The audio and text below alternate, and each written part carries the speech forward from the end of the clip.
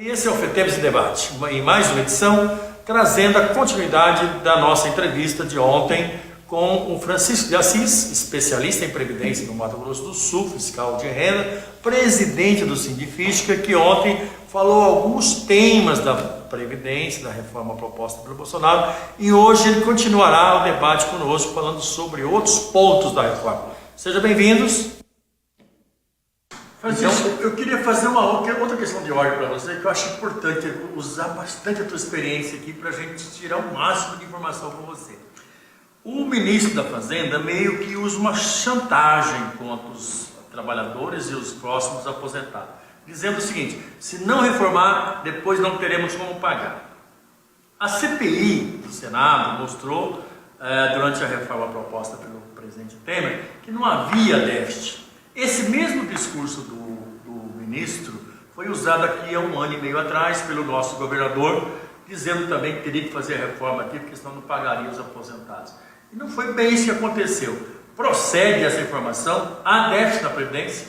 Então, a questão da seguridade social, ela não é apenas tratada com aposentadorias, né? A seguridade social, ela tem várias vertentes, né? Assim como ela tem vários elementos de financiamento, o destino do que é arrecadado com ela é levado para mais além do que só aposentadorias, né? Então você veja bem um exemplo simples de quem quer falar com seriedade de previdência. Como é que pode você estabelecer para a população que o regime previdenciário do Brasil ele é deficitário, se o próprio governo criou a DRU, que é uma retirada de 30% de tudo aquilo que é arrecadado para a Seguridade Social, para investimentos outros que não é a finalidade daqueles recursos, para pagamento de dívida pública, né? E a gente não vê o Estado, a proposta, tratando também da questão das inadimplências, tratando dos benefícios fiscais. Então, se fosse sério, a primeira coisa que se faria era sanear toda a arrecadação da Previdência para depois a gente se falar no que isso é gasto. Então é uma grande falácia, uma grande mentira.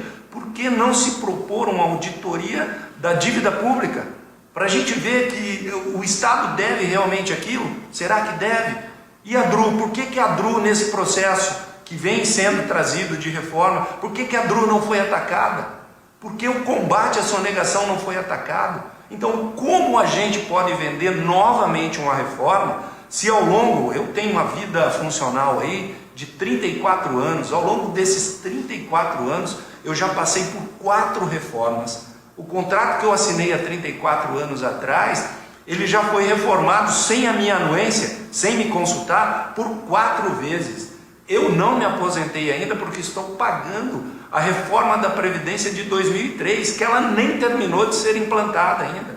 Então veja bem, é um sistema extremamente complexo que não dá para a gente vender uma mudança por uma única frase: estamos combatendo privilégios. Não há privilégios mais na Previdência. Obrigado, Francisco, mas eu queria ainda fazer mais uma questão de ordem também para você aqui. Você falou sobre privilégio, né? E você disse bem, nós não queremos privilégio, queremos nossos direitos, que é a Previdência que nós pagamos, né? E os militares que ficaram de fora desse projeto, não é um privilégio? Pois é, a questão dos militares, eu fico até... Vou corrigir, não todos os militares, as Forças Armadas. Forças Armadas, disse bem, professor, boa correção. E aí me causa mais medo ainda de estar abordando essa questão, porque a reforma proposta para os militares, ela é completamente fora de propósito.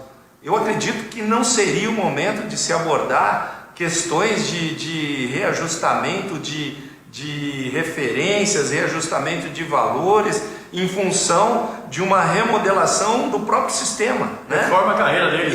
Eu acho que é completamente fora de foco que está sendo lidado na questão das Forças Armadas. Mas assim, como era sempre um sistema muito à parte, fica muito difícil a gente falar a respeito, porque foge completamente do sistema que o cidadão brasileiro tem de proposta colocada por esse governo que aí está. Mas um fato é claro, a reforma para todos os demais trabalhadores foi feita pelo ministro da Fazenda, sem a participação, sem ouvir os trabalhadores.